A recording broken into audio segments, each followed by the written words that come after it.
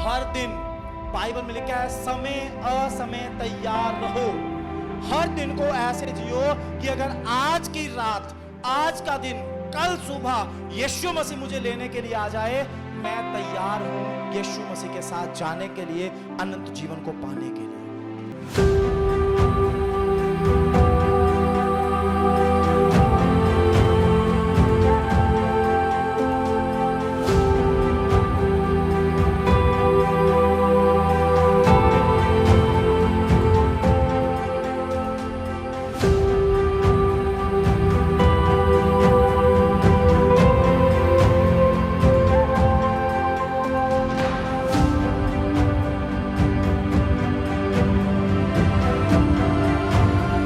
सब बोलो hallelujah, hallelujah. प्रभु यीशु का धन्यवाद हो। परमेश्वर हमसे प्यार करता है और इसी कारण से परमेश्वर हमारे पापों को माफ करके हमें अनंत जीवन देना चाहता है। लेकिन हम अपने जीवन में, इस दुनिया में, अपने रोजमर्रा के कामों में बहुत ज्यादा व्यस्त हो जाते हैं कि हम अंत के समय के बारे में सोचना, समझना या तैयारी करना छोड़ देते हैं। हमारा जीवन जिसको हम अभी इस शरीर में जी रहे हैं, ये शरीर का जीवन केवल कुछ वर्षों का है। कितने वर्ष? 70, 80, 90। इससे ऊपर कोई चलने वाला नहीं, इससे ऊपर कोई जीने वाला नहीं। ये 70, 80, 90 साल आपके खुशी में भी जा सकते हैं, आपके दुख में भी जा सकते हैं। इस 80-90 साल में बहुत सारे दिन ऐसे होंगे जिसमें आपके जीवन में खुशखबरी ही खुशखबरी होगी। कुछ दिन ऐसे भी होंगे जिसमें आपके जीवन में कुछ दुख या कुछ परीक्षा भी होगी। लेकिन इस खुशी और गम में, इस सुख और दुख में हम उस जीवन के बारे में सोचना ना भूल जाएं जो हमेशा के लिए है। बाइबल बोलती है इस शरीर के बाद एक जीवन है और इस मृत्यु के बाद एक मृत्यु है। इस जीवन के बाद जो जीवन है वो परमेश्वर यीशु के साथ है, स्वर्ग में है और अनंत काल तक है। मतलब उस जीवन का कोई भी अंत नहीं होगा, उसमें कोई उम्र तय नहीं है, कोई साल तय नहीं है। वो हमेशा के लिए होगा जो कभी भी खत्म नहीं होगा। और इस मौत के बाद एक मौत भी है कि जो लोग इस जीवन में तैयारी नहीं कर पाए, ठीक तरीके से प्रभु के पीछे नहीं चल रहे और संसार में डूबे हुए मस्त हैं और अपने तरीके से अपनी जिंदगी को जी रहे हैं, जब वो इस शरीर को छोड़ेंगे नरक में डाल दिए जाएंगे और उस मृत्यु के समय का भी कोई अंत नहीं होगा। हमेशा की मृत्यु होगी जिस नरक से कभी कोई बाहर नहीं आएगा। जो उम्मीद है वो इस जीवन में है, जो तैयारी है वो इस समय में है। अंत का समय नजदीक है। प्रभु यीशु मसीह ने अपने समय से कहना शुरू कर दिया। आज से 2000 साल पहले से प्रभु यीशु मसीह ने सिखाना शुरू कर दिया, मन फिराओ क्योंकि स्वर्ग का राज्य निकट है। हम अपने जीवन में सुख, दुख, शांति, लड़ाई झगड़ा, परेशानी, समस्याएं, आनंद और खुशियां, सब कुछ अपने जीवन में अब तक देखते रहे। आगे भी ऐसा समय आएगा, थोड़ा सा दुख आएगा, हम प्रार्थना करेंगे वो दुख प्रभु यीशु के नाम से सुख में बदल जाएगा। आमीन। थोड़ी सी बीमारी आएगी, हम प्रार्थना करेंगे वो बीमारी चंगाई में बदल जाएगी। थोड़ी सी समस्याएं आएंगी, हम प्रार्थना करेंगे हम उन समस्याओं से आजाद हो जाएंगे। लेकिन ऐसा कभी नहीं होगा कि दुख ना आए, बीमारी ना आए, समस्याएं ना आए। सब कुछ आएगा लेकिन सबसे छुड़ाने के लिए परमेश्वर हमारे साथ रहेगा। बोलो हालेलुया। जब छुड़ाने वाला साथ है, बचाने वाला साथ है, प्रार्थना को सुनने वाला साथ है, चमत्कारों को करने वाला साथ है, तो इन बातों की चिंता को छोड़कर अनंत जीवन की तैयारी करना शुरू करो। उस जीवन के बारे में सोचना शुरू करो जो हमेशा के लिए है। इस टेम्परेरी लाइफ के बारे में कम सोचो, इस जीवन की चिंता कम करो। हम इस जीवन की सुबह से शाम तक कितनी चिंता करते हैं ना। बच्चों की शादी की चिंता, मकान बनाने की चिंता, अपने सेटल होने की चिंता, अपनी शादी की चिंता, घर में सुख शांति की चिंता, बहुत सारी चिंताएं, बहुत सारे सोच, बहुत सारे विचार सुबह से आना शुरू होते हैं। रात तक हमारे दिमाग में वो सारी बातें घूमती रहती हैं, सब कुछ चलता रहता है। होता है ना ऐसा? हालेलुया। ये सबके जीवन में है। यहाँ कोई ऐसा नहीं जिसके जीवन में ऐसे विचार ना हो। आने वाले दिनों के बारे में सोच के, आने वाले कुछ सालों के बारे में सोच के हम बहुत सारे प्लान बनाते हैं, बहुत सारी तैयारी करते हैं। जब बच्चे पैदा होते हैं तभी से माँ बाप उनकी शादी के लिए पैसा जोड़ना शुरू कर देते हैं। सही है गलत है? नौकरी लगते ही आप मकान बनाने के लिए तैयारी करना शुरू कर देते हो। आप सोचो, अब छोटी छोटी बात की, मतलब शादी की, मकान बनाने की, बच्चों को पढ़ाने लिखाने की तैयारी सालों साल पहले शुरू करते हो, तो उस अनंत जीवन की, जिसका कभी अंत होने वाला नहीं है, उसकी तैयारी आपको कितनी ज्यादा करनी चाहिए? करनी चाहिए नहीं करनी चाहिए?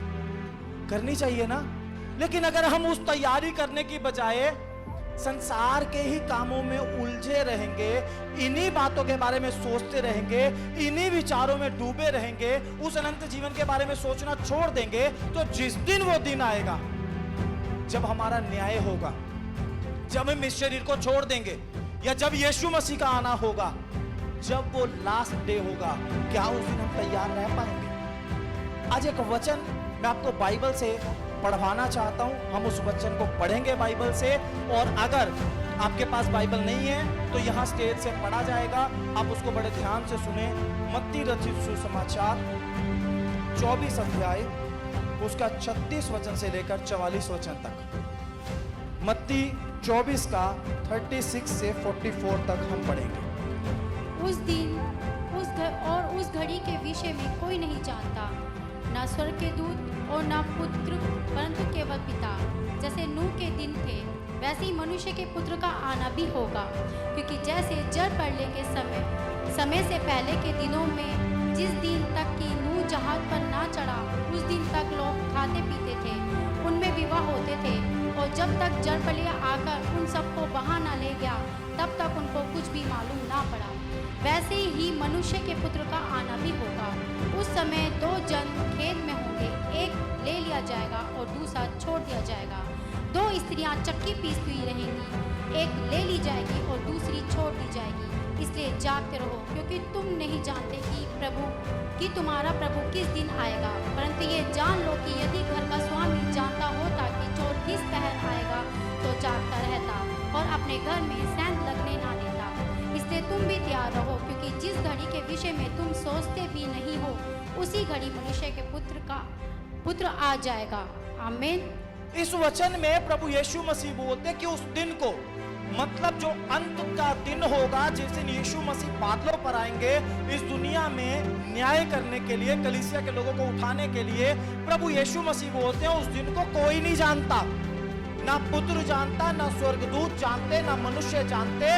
उस दिन के विषय में केवल पिता परमेश्वर जानते हैं, वो दिन और वो घड़ी कौन सी होगी। बहुत सारे लोग पता क्या बोलते हैं, मैंने लोगों के मुंह से सुना, बाइबल को जानने वाले लोग बोलते हैं इस बात को, अंत के समय तक हम देख लेंगे जी, अंतिम दिनों में हम माफी मांग लेंगे, अंतिम क्षणों में हम प्रभु को बोल देंगे जी।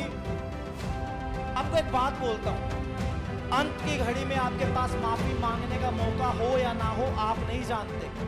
लोग पता क्या बोलते हैं, वो डाकू के बारे में देखो जी, वो डाकू जो यीशु मसीह के एक तरफ लटका हुआ था, टांगा गया था, उसको भी यीशु मसीह ने मौका दे दिया था अंतिम क्षणों में माफी मांगने का, और यीशु मसीह ने बोला था आज ही तू मेरे साथ स्वर्गलोक में होगा। उसका उदाहरण देके लोग बोलते हैं हम भी ऐसा कर लेंगे, अभी ऐश कर लो, अपनी मर्जी पूरी कर लो, चाहे गालियां दो, चाहे झूठ बोलो, चाहे नशे करो, अपनी मर्जी करो, लेकिन अंत के टाइम में जब लास्ट दिन होगा हमारी जिंदगी का, हम माफी मांग लेंगे। उस टाइम आपको पश्चाताप करने का मौका मिले या ना मिले आप नहीं जानते। एक सच्ची गवाही आपको बता रहा हूं, ध्यान से सुनना। एक बहन थी, स्टाफ नर्स, प्रभु में थी, क्रिश्चियन थी, लेकिन यीशु मसीह के साथ ठीक तरीके से जीवन नहीं जीती थी, अपनी मर्जी से चलती थी। एक दिन उसको पता चला कि एक प्रभु के दास आ रहे हैं। उसके एक फ्रेंड ने जबरदस्ती की कि हम उस कन्वेंशन में प्रभु के दास की मीटिंग में चलते हैं। इस बहन ने बोला चलो आज शाम को कहीं घूमने तो जाना नहीं, कोई बात नहीं हम चल लेते हैं। ये चली गई, उसके अंदर प्रभु के दास ने प्रचार किया वो दिन जल्दी आने वाला है, अंत का समय निकट है, पश्चाताप करो, अपने जीवन को जियो।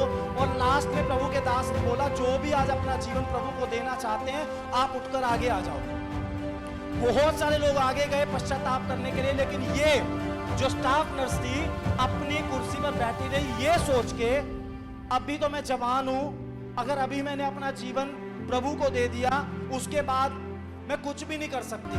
बहुत सारी रोक टोक हो जाएगी, मुझे हर संडे चर्च जाना पड़ेगा, मुझे पवित्र जीवन जीना पड़ेगा, मुझे अपनी बहुत सारी ऐश छोड़नी पड़ेगी, बहुत सारी बातों से मुझे अलग होना पड़ेगा। अभी तो मैं जवान हूं, अभी ऐसा नहीं करते, जब मैं रिटायर हो जाऊंगी तो रिटायर होने के बाद मैं अपना जीवन प्रभु को दे दूंगी। ये सोच के बैठी रही और जब मीटिंग खत्म हुई, मीटिंग खत्म होने के बाद इसने अपनी गाड़ी स्टार्ट की और वहां से बाहर निकली। रात का टाइम था, इसकी गाड़ी की स्पीड बहुत ज्यादा थी, इसका बहुत भयंकर एक्सीडेंट हो गया। एक्सीडेंट होने के बाद ये आईसीयू में पहुंच गई। जब ये आईसीयू में पहुंची, कई दिन तक बेहोश रही। कई दिन के बाद जब इसको होश आया तो इसको वो मीटिंग याद आई कि उस मीटिंग में मैं गई थी, उसके बाद मेरा एक्सीडेंट हुआ था। इसने अपनी हालत को देखा और इसके मन में अचानक एक डर पैदा हुआ कि अगर मैं मर जाती और मैं इस एक्सीडेंट में ना बचती तो मैं नरक में जाती। यीशु मसीह ने मुझे मौका दिया था पश्चाताप करने का और मैंने पश्चाताप नहीं किया। उसी दिन आईसीयू के बेड के ऊपर इसने अपना जीवन प्रभु को दिया और प्रभु को बोला, मेरी जिंदगी के जितने भी दिन बाकी हैं मैं उन सारे दिनों को आपके इच्छा के अनुसार पवित्रता और धार्मिकता से आपके डर में बिताऊंगी। आज मैं अपना जीवन आपको देती हूँ। ऐसे बहुत सारे लोग हैं, वो सोचते हैं बच्चों की शादियां कर लें, उसके बाद हम प्रभु में सही तरीके से चलेंगे। बहुत सारे लोग सोचते हैं हम रिटायर होने के बाद भक्ति का जीवन जिएंगे। कुछ लोग सोचते हैं अभी नहीं, शादी के बाद जब फैमिली मैन हो जाएंगे, फैमिली वुमेन हो जाएंगे, उसके बाद हम सही तरीके से चलेंगे, अभी तो ऐश करने के दिन है। मैं आपको एक बात बोलना चाहता हूँ, यीशु मसीह बोलता है उस दिन के बारे में कोई नहीं जानता। यीशु मसीह के आने का दिन हो सकता है कुछ साल बाद हो, आपके इस दुनिया को छोड़ने का आखिरी दिन आप नहीं जानते। आखिरी दिन तक ही आपके पास ये मौका है कि आप पश्चाताप कर लो। आप जब तक इस शरीर में हैं तब तक आपके पास मौका है पश्चाताप करके प्रभु के साथ ठीक जीवन को जियो।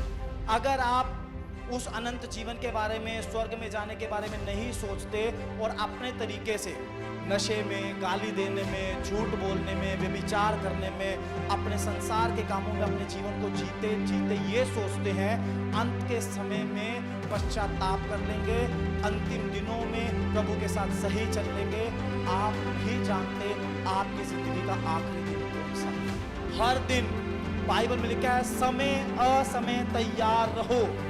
हर दिन को ऐसे जियो कि अगर आज की रात, आज का दिन, कल सुबह यीशु मसीह मुझे लेने के लिए आ जाए, मैं तैयार हूं यीशु मसीह के साथ जाने के लिए, अनंत जीवन को पाने के लिए। सभी भाई बहनों को जय मसीह की। अगर आप दिल्ली या दिल्ली के आसपास रहते हैं तो आप सब जरूर आएं लिविंग ग्रेस चर्च दिल्ली में। अधिक जानकारी के लिए दिए गए नंबर पर संपर्क करें।